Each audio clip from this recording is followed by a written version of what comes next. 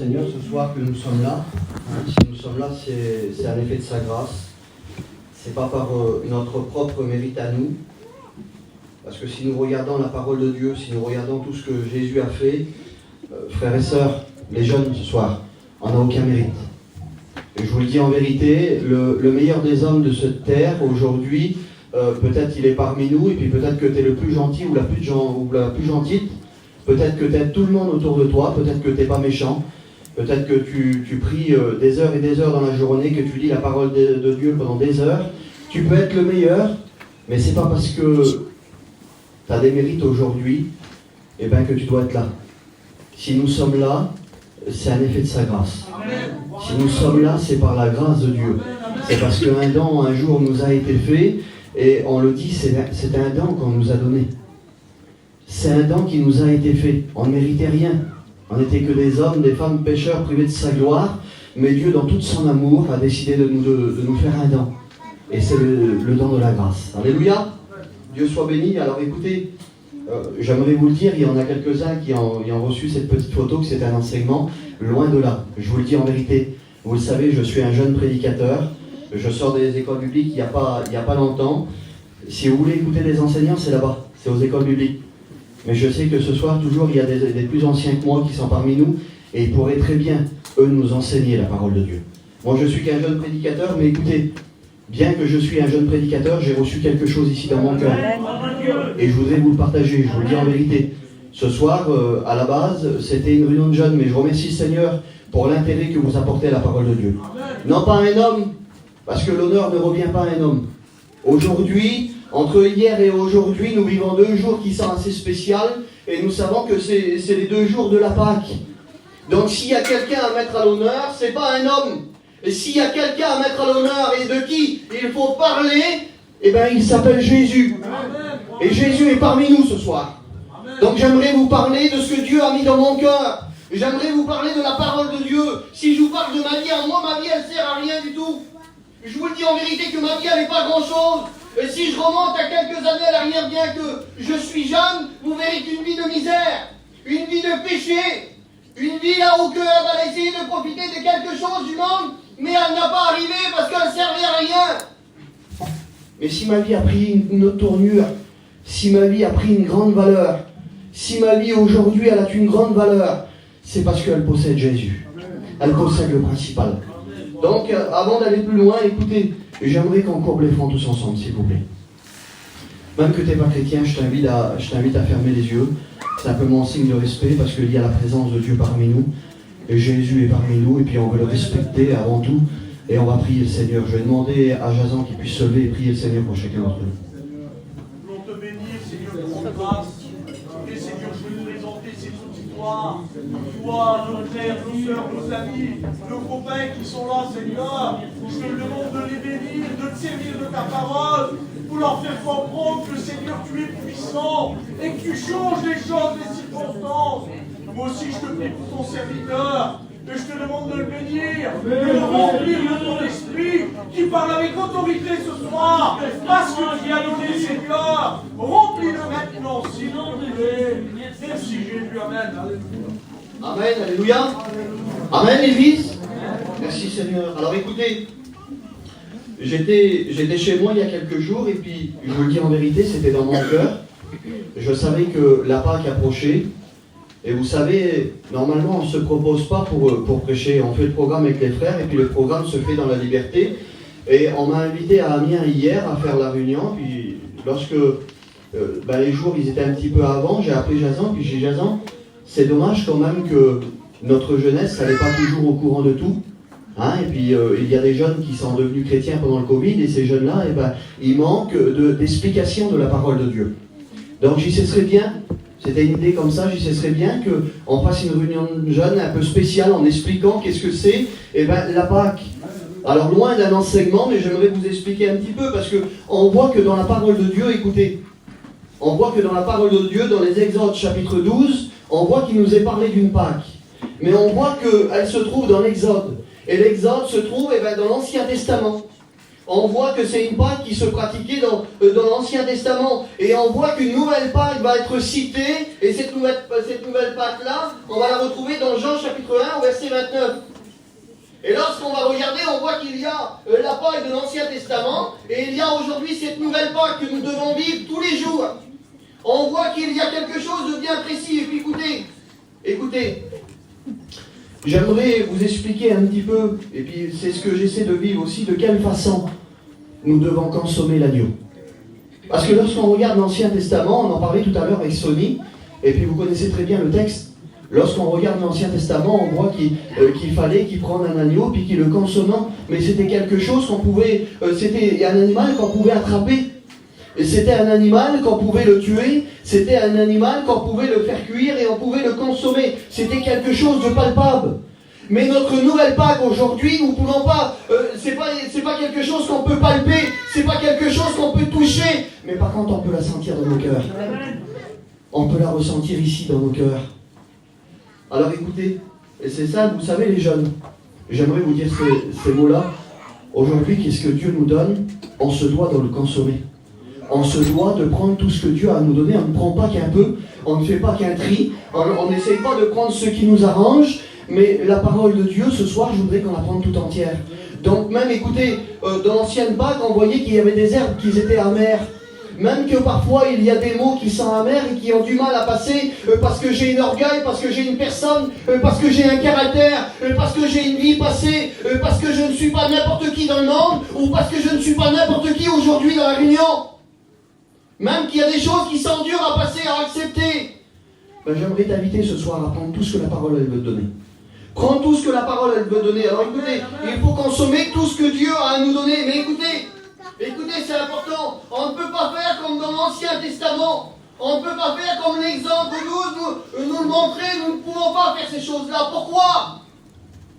Pourquoi que nous ne pouvons pas? Eh bien tout simplement, c'est que l'exode c'est l'Ancien Testament et c'est la loi. Et nous, aujourd'hui, nous ne sommes plus sur la loi. Mais parce que Jésus a monté ici sur la croix, alors le temps qui nous a été donné, c'est la grâce. Et aujourd'hui, si nous vivons, frères et sœurs, c'est par la grâce. De toute façon, notre mode de vie aujourd'hui, notre façon d'agir, notre façon de faire, on ne pourrait pas accéder à la vie éternelle si on serait sur la loi encore. On ne peut pas. On ne peut pas, notre vie est trop misérable. Notre vie est trop de misère. On a trop d'incapacité. On a trop de misère sur nous, on ne pourrait pas. Alors parce que nous ne sommes plus sur la loi, mais nous sommes sur la grâce. Donc on ne peut pas vivre comme l'Ancien Testament vivait. Et Galates chapitre 5 au verset 4, il va nous enseigner quelque chose. Parce que parfois il y en a, ils sont assez pointilleux. Et puis il dit, ben oui, mais la parole de Dieu dit ça dans l'Ancien Testament. Alors écoutez, c'est ce que la parole nous enseigne. Elle nous enseigne que celui qui veut pratiquer la loi, alors il sera jugé aussi selon la loi. On ne peut pas faire autrement. Si tu veux pratiquer la loi, il faut la pratiquer tout entière. On ne peut pas la pratiquer n'importe comment. Mais sache une chose, c'est qu'en pratiquant la loi, nous sommes jugés aussi selon la loi. Et dans la journée, j'ai regardé un petit peu le groupe d'Anish. Et puis j'ai vu qu'il y avait un texte qui avait été posé, puis je vais vous le rappeler, vous l'avez lu dans la journée, pour ceux qui sont sur ce groupe. Galates chapitre 5 au verset 13, il dit ça, frère. Vous avez été appelés à la liberté, seulement ne faites pas de cette liberté un prétexte de vivre selon la chair. C'est-à-dire qu'on ne peut pas faire de cette grâce un prétexte. C'est pas parce que je suis sur la grâce que je peux vivre comme je veux. C'est pas parce que je suis sur la grâce, c'est pas parce que Jésus m'a fait un don que j'ai le droit de vivre comme je veux. Nous devons tous les jours, frères et sœurs, marcher dans la sanctification. Tous les jours, on se doit de marcher de progrès en progrès. Mais écoutez, revenons un petit peu sur l'Exode chapitre 12. J'aimerais qu'on puisse le voir ensemble et puis je vais vous faire la lecture. Alors écoutez, je ne suis pas très bon en lecture, mais je vais essayer de faire le mieux possible. Exode chapitre 12 au verset 1, il va dire, l'Éternel dit à Moïse et à Aaron, dans le pays d'Égypte, ce mois-ci sera pour vous le premier des mois. Il sera pour vous le premier des mois de l'année. Parle à toute l'assemblée d'Israël et dit, le 10e jour de ce mois, on prendra un agneau pour chaque famille, un agneau pour chaque maison. Et si la maison est trop nombreuse et peu nombreuse, pour un agneau, on le prendra avec le plus proche voisin. Selon le nombre des personnes, vous compterez pour cet agneau, d'après ce que chacun peut manger. ce sera un agneau sans défaut, un mâle âgé d'1 an. Vous pourrez prendre un agneau ou un chevreau. Vous le garderez jusqu'au 14e jour de ce mois et toute l'assemblée d'Israël l'immolera entre 2 soirs. Alors la parole va nous dire que tout simplement, ils sont là, ils sont devant un fait accompli. Écoutez, c'est important. Dieu est en train de leur dire qu'il fallait qu'ils prennent un agneau. Et il fallait que cet agneau, il remplisse des conditions. Il fallait que cet agneau, il a une âge. Il fallait que cet agneau, il soit sans défaut, sans tache. Il fallait que cet agneau soit un mâle. Et lorsqu'on regarde un petit peu, je me suis arrêté sur quelque chose parce que ça a touché mon cœur. L'agneau, on le recevait le 10e jour de ce mois, la parole dit. Il y avait un jour spécial pour recevoir l'agneau. Et vous savez, lorsque Dieu a fixé quelque chose pour nos vies, c'est Jérémie chapitre 29 au verset 11, il va dire ça, car je connais les projets que j'ai formés sur vous, dit l'Éternel. Parce que l'Éternel, parce que Jésus prépare des projets pour nous, parfois il nous fixe des rendez-vous. Il nous fixe des jours qui sont spéciaux. Et écoutez, vous le savez tous parce que vous l'avez fait hier. Nous sommes aujourd'hui dans le mois d'avril. Nous sommes aujourd'hui dans le mois de la Pâque. Et si vous prenez votre montre ou votre téléphone, on va s'apercevoir d'une chose. Jason, il va dire le 10e jour de ce mois. Aujourd'hui, nous sommes le mois de la Pâque. Et si vous regardez, nous sommes le 10. C'est-à-dire que nous sommes en train de vivre quelque chose de spécial aujourd'hui. J'aimerais te dire tout simplement que le 10e jour de ce mois, il recevait l'agneau. Si tu es rentré ce soir, peut-être que tu n'as pas l'agneau, tu es rentré sans l'agneau, et laisse-moi te dire que tu es dans le bon mois, tu es dans le bon jour, et tu es aussi au bon endroit pour recevoir l'agneau. Tu as le droit ce soir, à travers la parole de Dieu, tu as le droit de prendre l'agneau et de dire Seigneur, je veux recevoir dans mon cœur, dans ma vie. Je veux recevoir ces Pâques que tu as préparées pour moi. Écoutez, il fallait prendre un agneau sans tache, sans défaut, un mâle âgé d'1 an, et il fallait l'immoler. Écoutez, vous savez ce que ça veut dire le mot immoler? Parce que le 14e jour, lorsqu'on l'avait gardé pendant 4 jours dans sa maison, ou que, on avait regardé un petit peu l'agneau s'il était bien parfait, s'il était sans tache, s'il était sans défaut, et puis que surtout qu'il respectait l'âge. Alors pourquoi un agneau, il fallait qu'il ce soit un agneau d'1 an? Il fallait qu'il respecte l'âge, tout comme à l'image de Jésus. Il a respecté l'âge qu'il devait pour avoir le ministère. C'était à 30 ans qu'on commençait un ministère. Laissez-moi vous dire que l'agneau, à l'image de Jésus, il a respecté l'âge qu'il fallait. Et lorsqu'on regarde un petit peu plus loin, écoutez, l'agneau, on le prenait, on le mettait chez soi, et puis on en parlait tout à l'heure un petit peu avec Charles, et il me donnait cette note-là, et ça touchait mon cœur. J'aimerais qu'on puisse réaliser, et puis on a le droit de s'imager la parole de Dieu. Imaginez-vous si vous prendrez un petit agneau aujourd'hui, puis que vous l'emmènerez chez vous. Vous le ferez rentrer dans la maison, dans le camping, là où on vit. Automatiquement, les enfants qu'on a chez nous, là, ils sauteraient dessus. Ils le prendraient dans les bras. Un petit agneau, c'est inoffensif. Un petit agneau, vous avez vu comment c'est trop beau. On voit qu'il a une laine qui est pure. On voit qu'il n'y a pas meilleur l'agneau. Mais il y a une chose qui est à prendre en compte. Écoutez, c'est que l'agneau, là, au moment que vous l'aurez chez vous, là, que vous aurez passé plusieurs jours avec ce petit agneau-là, mais il y a quelque chose qu'il va falloir faire le 4e jour. Le 4e jour, il va falloir le donner en sacrifice. Vous imaginez un petit peu le mal de cœur que les enfants ils vont avoir? Parfois, on a une petite bête chez nous, on la garde quelques jours, et puis quand cette petite bête-là vient mourir, on a le cœur qui s'arrache en deux. Pourquoi? Parce que dans notre cœur, on a des sentiments. Il y a quelque chose de spécial. Et là, le 14e jour, la parole nous dit qu'il fallait l'immoler. Et immoler, ça veut dire donner, tuer en sacrifice. Donc, il fallait le donner. Écoutez, immoler veut dire tuer en sacrifice. Et selon l'Exode, chapitre 29, au verset 41, il fallait que le sacrifice se passe entre 2 soirs. C'est quand même spécial. Je sais que vous êtes aujourd'hui, puis on est un peuple comme ça, on est un peuple très intelligent, on est un peuple qui réfléchit bien. Parfois, la personne n'a pas le temps d'entrer dans la salle, à sa démarche, on sait qu'est-ce qu'elle veut. On sait si elle est énervée, on sait si elle va nous dire quelque chose de bien. On sait, on est un peuple avancé aujourd'hui. Mais écoutez, lorsqu'on réfléchit un petit peu, l'année, il fallait le donner entre 2 soirs. Je vois que dans la journée, ce matin, je me suis réveillé, comme vous tous, et puis on a vu qu'il y a une journée, TJ. On a vu qu'aujourd'hui, regardez dehors, par les carreaux, le soir est en train de venir. Mais après ce soir-là, il va y avoir encore un autre jour. Donc il n'y a pas de soir où on peut trouver 2 soirs. Il n'y en a pas.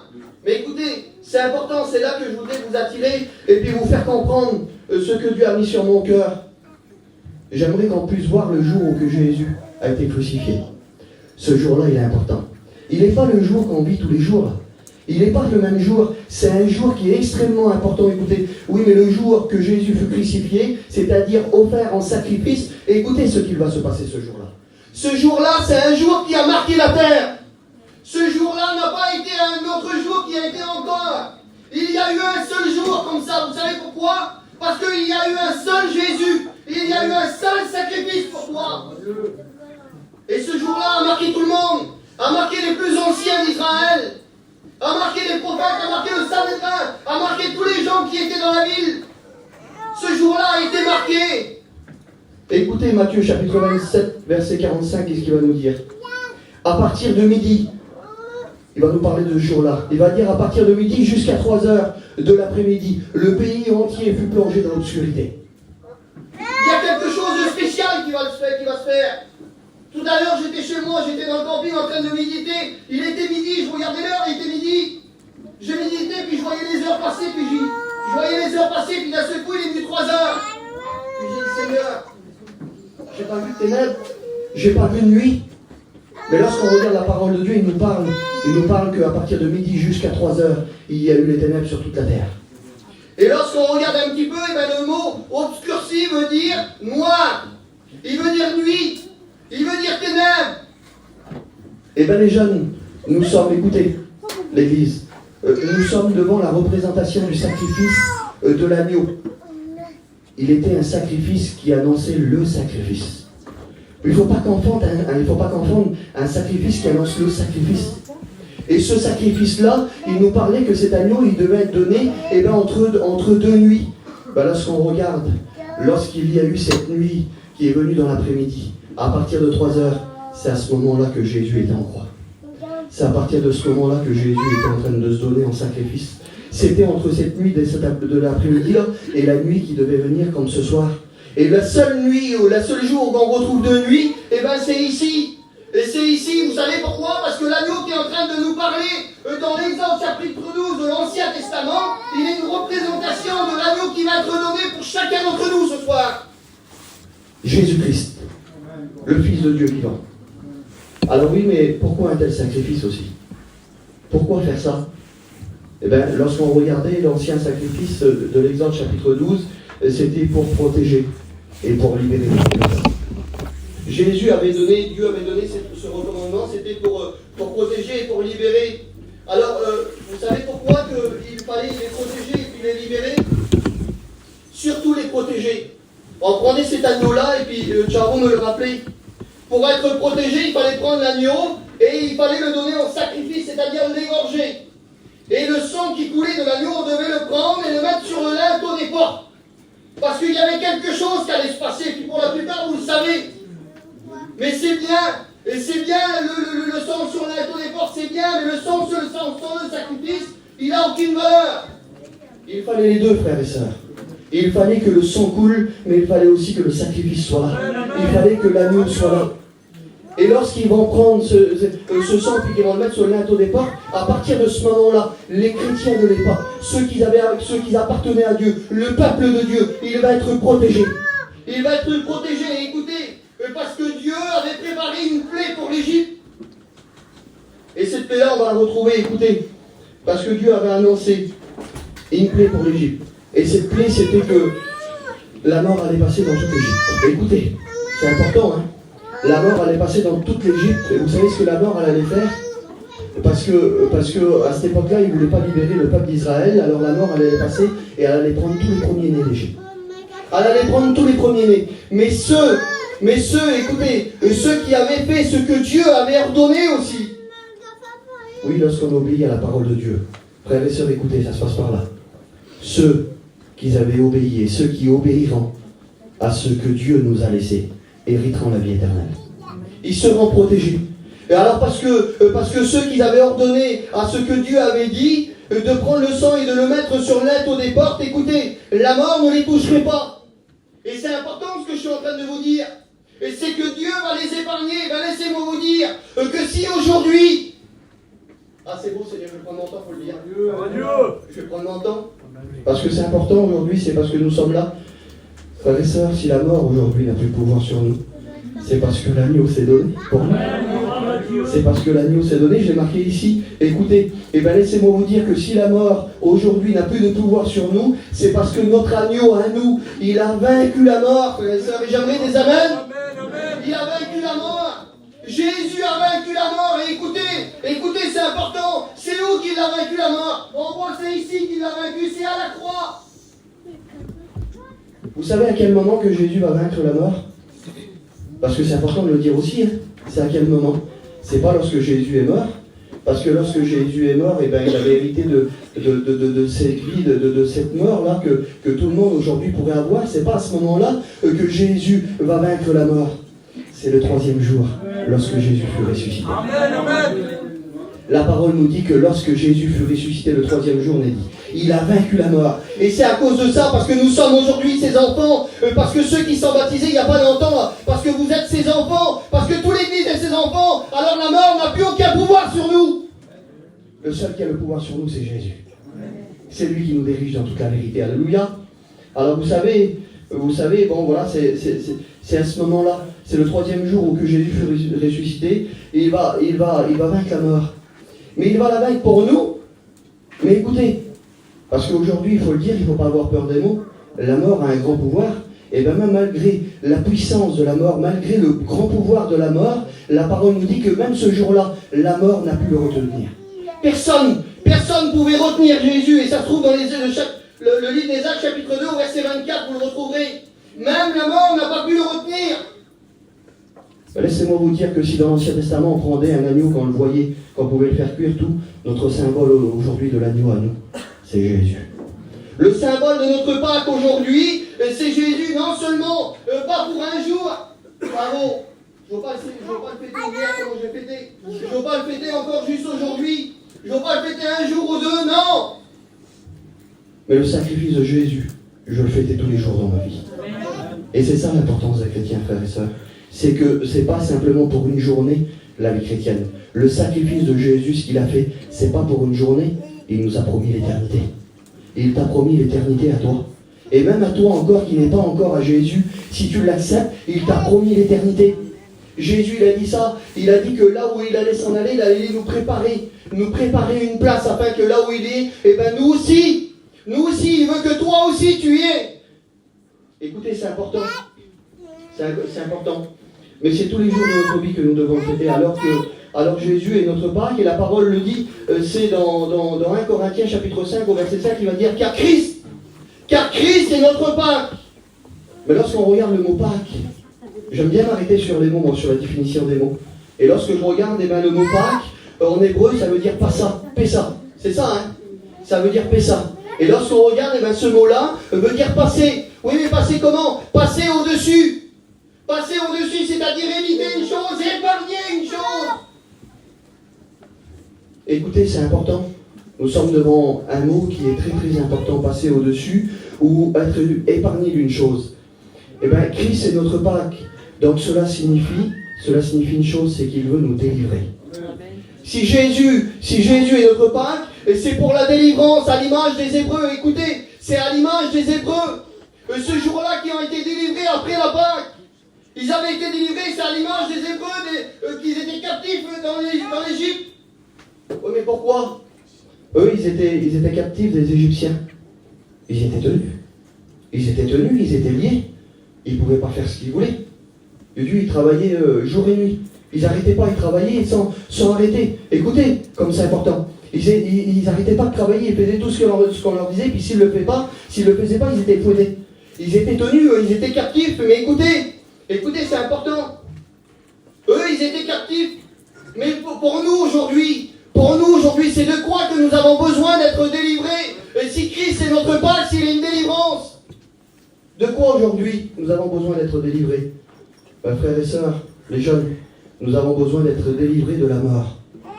Nous avons besoin d'être délivrés de la mort. Alors tu vas dire, mais je suis pas mort, je vis moi aujourd'hui. Je suis dans la vie, je vis de tous les jours, je vois ce qui se passe, je mange, je bois, je vis. Oui, mais c'est pas ça. Mais c'est pas ça ce que je veux vous dire là. Qu'est-ce qui produit aujourd'hui la mort? Alors on sait qu'il y a plusieurs choses dans le monde, mais moi j'aimerais rester sur la parole de Dieu, j'aimerais rester biblique ce soir. Écoutez, ce qui produit la mort, Jacques chapitre 1, au verset 15, il va dire ça. Puis la convoitise, lorsqu'elle a conçu, enfante le péché étant consommé. C'est notre consommation, c'est pas la consommation de la Pâque, non. C'est la consommation du péché. La parole nous dit, puis étant consommé, produit la mort. Mais on voit que le texte va commencer par la convoitise. On voit que tout va commencer par la convoitise. Et frères et sœurs, il y a bien longtemps que ça dure. Il y a bien longtemps que ça dure. Cette convoitise, vous savez où on va la retrouver? On va la retrouver dans le jardin d'Éden. Là où que Dieu avait créé ce petit jardin, puis qu'il avait placé Adam et Ève, Genèse chapitre 3, verset 6. La parole nous dit comme ça. La femme vit que l'arbre était bon à manger et agréable à la vue, et qu'il était précieux pour ouvrir l'intelligence. Elle prit de son fruit, elle en mangea, et elle en donna aussi à son mari qui était auprès d'elle. Et il en mangea aussi. Mais on voit que le texte va commencer comme ça. La femme vit. C'est-à-dire qu'elle avait commencé à le regarder, cet arbre. Ce fruit défendu, là où que Dieu avait interdit de consommer de ce fruit-là. Elle va commencer à le regarder, elle va commencer à le convoiter. Et laissez-moi vous dire que si aujourd'hui, parfois, nous ne sommes pas toujours parfaits, c'est parce que nous avons commencé à contempler, commencé à convoitiser les choses qui sont devant nous. Et lorsqu'on regarde des mauvaises choses, frères et sœurs, lorsqu'on est en train de regarder le voisin d'à côté qu'il a quelque chose, et puis qu'on voudrait tout ce qu'il a, et puis c'est charnel, non! On n'a pas le droit, on n'a pas le droit. Tout vient de la convoitise. Cette femme, elle était dans le jardin. Dieu les avait placés ici pour les cultiver. Dieu les avait placés ici et ben pour les entretenir et profiter comme ça. Mais parce qu'elle a convoité. Parce qu'elle a été puis qu'elle a consommé, parce qu'elle a désobéi. Ben laissez-moi vous dire qu'il y a quelque chose qui est tombé sur eux. Et ce jour-là, ce qui a touché leur cœur, ça a été le péché. Ça a été le péché. Et on voit qu'à ce moment-là, il va voir la désobéissance. Et le péché dans lequel le cœur était né, c'était Satan. Lorsqu'on regarde d'où il naît le péché, c'est Satan. C'était dans son cœur qu'on trouvait le péché.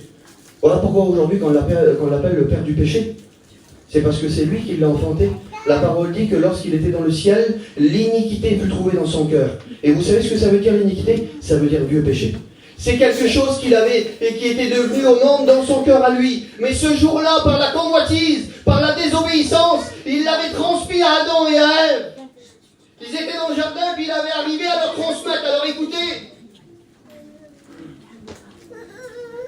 Romains chapitre 5 au verset 12. Il va nous dire ça. Parce qu'ils avaient désobéi. Parce qu'ils avaient reçu le péché dans leur cœur. C'est pourquoi, comme par un seul homme, le péché est entré dans le monde, et par le péché, la mort. Et qu'ainsi la mort s'est étendue sur tous les hommes, parce que tous ont péché. Voilà ce que la parole va nous dire. Parce que tous ont péché. Donc il fallait faire quelque chose, frères et sœurs. Il fallait faire quelque chose, le péché était là. À la base, il ne devait pas avoir de péché dans le jardin. Mais ce jour-là, il y avait la désobéissance, il y a eu le péché, donc il fallait faire quelque chose. Parce que le jour où que ses yeux, et Adam et Ève, sont ouverts, écoutez comme c'est important. Le jour où ils ont reçu cette intelligence de savoir qu'est-ce qu'était le bien et le mal, la parole dit que, excusez-moi, je ne voudrais pas être déplacé, mais ils vont voir qu'ils n'étaient pas vêtus. Ils vont voir que ce jour-là, ils n'étaient pas vêtus, alors il fallait faire un sacrifice. Et vous savez, c'est qui va faire le premier sacrifice? Est-ce que vous le savez? Levez la main pour ceux qui le savent. Le premier sacrifice, c'est qui l'a fait? Je ne le dirai pas. Il ne faut pas que je le dise. Il n'y en a pas beaucoup qui le savent. Alors écoutez, on va vous le dire, et puis c'est le but de la réunion ce soir, c'est d'expliquer la parole de Dieu. Le premier sacrifice, il va bien, ne vous inquiétez pas. Le premier sacrifice, c'est Dieu qui va s'en charger. Et vous savez à quel moment qu'on va le voir? Lorsque Adam et Ève, ils avaient reconnu, et par leur désobéissance, qu'ils avaient vu qu'ils n'étaient pas vêtus, Dieu va faire un sacrifice. Vous savez pourquoi? Parce que Adam et Ève étaient la création de Dieu. Il était la création de Dieu. Ils étaient les enfants de Dieu. Alors parce que Dieu, vous savez, aujourd'hui à l'image de nous, parce qu'on sait prendre soin de nos enfants, alors Dieu, ce jour-là, il a voulu prendre soin de ses enfants. Et laisse-moi te dire que Jésus, ce soir, voudrait prendre soin de ta vie. Ta vie, parfois, qui est remplie de péché. ta vie parfois qui est misérable, ta vie qui est sur un mauvais chemin, excuse-moi de te le dire, c'est la parole qui nous le dit, elle nous le dit comme ça, que celui qui n'est pas avec lui, il est qu'entre lui. C'est-à-dire que si tu n'es pas sur le petit chemin qui mène à la vie éternelle, tu es sur le chemin large et spacieux qui mène dans le monde, et nous savons que le monde aujourd'hui nous mène à la perdition. Mais parce que tu as été sa création, parce que tu es sa création, alors Jésus ce soir voudrait prendre soin de ta vie, tout comme il a pris soin d'eux. Écoutez, Genèse chapitre 3 au verset 21. Le Seigneur Dieu fit des vêtements en peau d'animal pour l'homme et la femme. C'est-à-dire que ce jour-là, on voit qu'ils vont être revêtus. On voit qu'ils vont être rhabillés, j'adore. On voit que Dieu va faire un sacrifice, il va tuer un animal. Oui, mais écoutez, nous sommes devant le premier sacrifice qui nous représente le tout dernier, la Pâque que nous vivons aujourd'hui là. C'est le premier sacrifice qui annonce le dernier. Alors, ça peut vous paraître compliqué, mais écoutez, je vais vous l'expliquer, c'est vraiment simple. Lorsque Adam et Ève avaient désobéi, c'était eux qui étaient dans la désobéissance. C'était eux qui étaient dans le péché. Le petit animal que Dieu avait sacrifié pour habiller Adam et Ève, il n'avait rien dit, lui. Il n'avait commis aucun péché. Dieu lui avait ordonné d'exister et il a existé. Il a obéi à ce que Dieu avait dit. Lui, il était dans l'obéissance. Contraire à eux, c'était eux qui étaient dans la désobéissance. Ben, Dieu a sacrifié l'innocent pour habiller le coupable.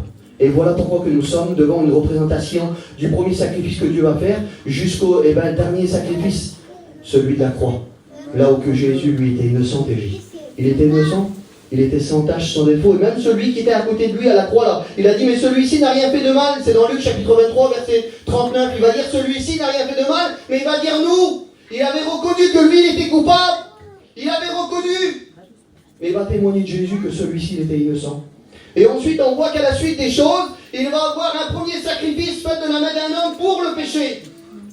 Et lorsqu'on regarde la parole de Dieu, ça se trouve dans Lévitique chapitre 1, verset 3. La parole va nous montrer un animal, et c'est le taureau. Et lorsqu'on regarde le taureau, frères et sœurs, il nous représente aussi Jésus. C'est quand même spécial, hein? Vous voulez savoir pourquoi que le taureau représente Jésus? L'Église, vous voulez savoir? Alors écoutez, c'est simple. À cette époque-là, on n'avait pas les banques qu'il y a aujourd'hui en ville. Là. On n'avait pas les petites cartes bancaires qu'on pouvait retirer de l'argent liquide. Notre compte en banque, à cette époque-là, c'était notre bétail. Celui qui possédait un grand parc de bétail, et celui qui avait une grande... Exactement. Celui qui possédait beaucoup d'animaux, c'était sa richesse à lui, ça. Et le taureau, c'était l'animal qui valait le plus cher. C'était l'animal qui valait le plus cher. Donc celui qui donnait un taureau en sacrifice, ça lui coûtait énormément. Et ça lui coûtait énormément de le faire en sacrifice. Frères et sœurs, tout comme Dieu, ça lui a coûté énormément de donner son Fils unique. De donner son Fils unique, Jésus-Christ, ça lui a coûté énormément. C'était son Fils, son unique. Et s'il l'a donné, c'est pour toi qui es là ce soir. S'il l'a donné en sacrifice, c'est pour toi qui es là. Lévitique chapitre 16, au verset 7, la parole nous dit qu'il y a même eu encore un sacrifice un petit peu plus loin que les hommes vont faire. Et écoutez, je prends encore quelques minutes. Vous me donnez quelques secondes encore? Je vous explique. Écoutez, il va y avoir encore un autre sacrifice qui va être fait de la main des hommes. Et ce sacrifice-là, on va le retrouver dans Lévitique chapitre 16 au verset 7. La parole nous dit qu'il y avait deux boucs. Il y avait des boucs qui étaient là. Et il y en avait un qu'on devait donner en sacrifice à l'Éternel, en offrande à l'Éternel. Et le deuxième, vous savez ce qu'on faisait? Le deuxième, on le laissait partir dans un désert. Et il y avait une signification pourquoi on le laissait partir dans le désert. On le laissait partir dans le désert parce que ce bouc-là, il devait éloigner le péché du peuple pour une année. Il devait l'éloigner pour une année. Mais on faisait quelque chose selon la loi hébraïque. On devait faire cette chose-là. On devait prendre un petit ruban de pas grand-chose. On devait le prendre, il était rouge cramoisi, on le prenait, on l'attachait sur ses cornes. Et lorsqu'on le laissait partir dans le désert d'Azazel, il y a quelque chose qui se mettait en place là. C'est que 2 à 3 jours après, on envoyait 2 hommes à sa recherche. Et pendant 2-3 jours là, pendant ces jours qu'ils étaient passés, on voit que lorsqu'ils vont le retrouver, selon la loi hébraïque, le bouc il devait mourir. Et lorsqu'il devait mourir, lorsqu'il devait tomber et qu'il était mort, parce qu'il avait porté le poids du peuple, parce qu'il avait porté le péché du peuple, alors il y a une chose qui se mettait en place là. C'est que ces hommes, comme ils le retrouvaient et que le petit ruban rouge cramoisi, il était attaché sur ses cornes, ce ruban-là, lorsqu'il était devenu blanc, c'était une preuve que Dieu avait approuvé que le péché était éloigné pendant une année. C'était une preuve que Dieu avait approuvé. Mais les boucs aussi, lorsqu'on regarde le bouc aussi, Le bouc, il nous symbolise Jésus. C'est bizarre quand même, hein? Jésus est symbolisé dans un taureau. Là, on voit qu'il est symbolisé dans un bouc. Pourquoi alors? Pourquoi? Ben, lorsqu'on regarde le bouc, écoutez, le bouc, il a des grandes cornes. Et on voit que le bouc, il est puissant, il a une puissance parce qu'il a des cornes. Il est celui qui défend son troupeau. Il est celui qui prend soin de son troupeau. Il est celui qui prend soin des brebis qui l'entourent. Mais lorsqu'on le regarde et puis qu'on prend sur une photo un bouc, et puis qu'on lui cache un petit peu la tête, on voit juste uniquement le corps. Et le corps, il est semblable à celui de la brebis. Il est identique pareil, il est semblable à celui de la brebis. Et on sait qu'une brebis, c'est inoffensif. On sait qu'une brebis, c'est doux, c'est inoffensif. On voit que le bouc, il a deux natures. On voit qu'il a une puissance, mais qu'il est aussi inoffensif. Eh bien, écoutez, selon la parole de Dieu, Jésus avait aussi deux natures. Écoutez comme c'est important ce que je vous dis là. Jésus avait deux natures. La parole nous dit dans Jean chapitre 1, au verset 14, il nous confirme, il dit la parole était faite chair. Ça veut dire que Jésus, il était homme dans son corps. Et j'aimerais des amens, mais il était tout puissant dans sa divinité. Et nous retrouvons ça aussi dans Jérémie chapitre 32, verset 27, il va dire « Je suis le Dieu de tout ce qui vit ». Ça veut dire qu'il était le Dieu de tout ce qu'il y a aujourd'hui sur la terre. Il est le Dieu de tout ce qu'il y a sur la terre aujourd'hui. Parce que tout ce que nous voyons, que nous pouvons contempler de nos yeux, c'est Dieu qui l'a créé. Mais toutes ces choses aussi. Tout le temps qui va passer là. Tout ce que les hommes vont essayer de faire, les taureaux, les boucs, toutes les choses qu'ils vont faire pour éloigner ou couvrir simplement le péché, c'était trois fois rien, ils ne pouvaient pas. Ils ne pouvaient pas. Le psaume 49 au verset 8, il va dire ces mots-là. Ils ne peuvent se racheter les uns aux autres car le prix du rachat de leurs âmes est trop cher et il n'aura jamais lieu. Il fallait payer un prix que personne d'entre nous pouvait payer. Le plus riche d'entre nous, le plus gros compte en banque d'entre nous ne pouvait pas le payer. Vous pourrez vous payer une belle maison. Vous pourrez vous payer un beau terrain, un beau camping, une belle maison. Mais le prix du rachat de votre âme à vous, c'est quelque chose qu'on ne peut pas payer. Donc il fallait faire quelque chose, les gars. Il fallait que quelque chose se mette en place. Il fallait une solution. Les hommes ont essayé. Ils ont tué des taureaux, ils ont tué des boucs, ils ont tout essayé pour le péché. Puis le péché n'était jamais ôté, il n'était jamais enlevé. Donc il fallait faire quelque chose. Et écoutez, le péché, il était toujours là. Et lorsqu'on regarde, eh bien aujourd'hui, si le peuple des Hébreux, à l'époque, ils étaient captifs par Pharaon. Aujourd'hui, est-ce que nous ne sommes pas captifs des choses du monde? Est-ce que le monde, aujourd'hui, Pharaon nous représente le monde, nous représente la domination de ce monde? Est-ce qu'aujourd'hui, nous ne sommes pas un petit peu captifs? Est-ce que nous ne sommes pas liés, emprisonnés ou captifs, avec aucune liberté? Est-ce que nous ne sommes pas dans ces choses-là à cause du péché? Est-ce que c'est pas cette chose-là? Le péché, on pourrait très bien le représenter comme Pharaon ce soir qui nous maintient et qu'on ne peut pas faire comme on veut. Celui qui pratique le péché ne peut pas faire comme il veut. Il croit être libre, mais il n'est pas libre. Il croit faire tout ce qu'il veut, mais il ne fait pas ce qu'il veut. Donc nous aussi, écoutez, si dans l'Exode chapitre 12, il fallait un agneau, l'agneau pascal, s'il fallait un agneau, et bien nous aussi, Jason, il nous a fallu un agneau. Nous aussi, il nous fallait un agneau. Alors écoutez, Jean chapitre 1, verset 16, il va dire ça. Et nous avons tous reçu sa plénitude, et grâce par grâce, car la loi est donnée par Moïse, et la grâce et la vérité sont venues par Jésus-Christ. C'est qui Jésus-Christ? Vous voulez savoir comme un jour un homme sur la terre, celui qui a marché comme nous marchons aujourd'hui, qui a vu comme nous a vu aujourd'hui, et qui a écouté et qui a parlé comme nous faisons aujourd'hui, vous voulez savoir comme cet homme l'a vu? Est-ce que vous voulez savoir? Je termine, c'est le dernier texte. Est-ce que vous voulez savoir? Alors je vais vous le dire, il s'appelle Jean. C'est Jean le Baptiste. Écoutez, Jean chapitre 1 au verset 29. Vous savez ce que la parole nous dit? Le lendemain, il vit Jésus venant à lui. Il va le voir, c'est bon. Celui il est en train d'arriver, il est de loin, il est là, il arrive. Celui que nous avons besoin ce soir est parmi nous. Il va dire, voici l'agneau de Dieu qui ôte le péché du monde. Fini les taureaux. Fini les boucs. C'est fini l'agneau qu'on devait prendre et qu'on devait faire cuire et qu'on devait manger tout entier. C'est fini ça. Voici l'agneau de Dieu qui ôte le péché du monde. Frères et sœurs, voilà quelle est notre Pâque aujourd'hui. Si nous devons fêter la Pâque, excusez-moi, il y a des enfants parmi nous, mais je ne vais pas me retenir de le dire, c'est pas des chocolats, c'est pas des œufs peints, lorsqu'on regardait un petit peu les œufs peints, c'était quoi avant? Laissez-moi vous dire que nous, aujourd'hui, on ne le pratique pas comme ça, et puis je vous rassure, j'accuse personne, mais c'est diabolique. Lorsqu'on regarde les œufs peints, c'est diabolique. C'était un culte qui était donné au nom de la déesse Éostre. Et lorsqu'on regarde cette déesse-là, vous savez ce qu'elle faisait? Elle faisait offrir des petits bébés en sacrifice pour prendre leur sang et peindre les œufs. C'est diabolique. Aujourd'hui, la Pâque, c'est pas le chocolat, non. La Pâque, c'est Jésus. C'est lui notre Pâque aujourd'hui. Alors écoutez, à l'image de l'agneau pascal, ne voulant pas un agneau en morceaux, nous voulons l'agneau tout entier. Ce soir, je t'en supplie, ne prends pas un texte qui t'a plu. Ne laisse pas celui qui t'a déplu. Mais au nom de Jésus, prends-le tout entier. Ce que nous voulons, c'est pas un agneau en morceaux. Ce que nous voulons, c'est Jésus tout entier. C'est Jésus tout entier. Alors écoutez, je vais vous inviter à faire quelque chose si vous voulez bien. Je ne vais pas aller plus loin, mais on va courber les flancs. J'aimerais qu'on courbe les flancs.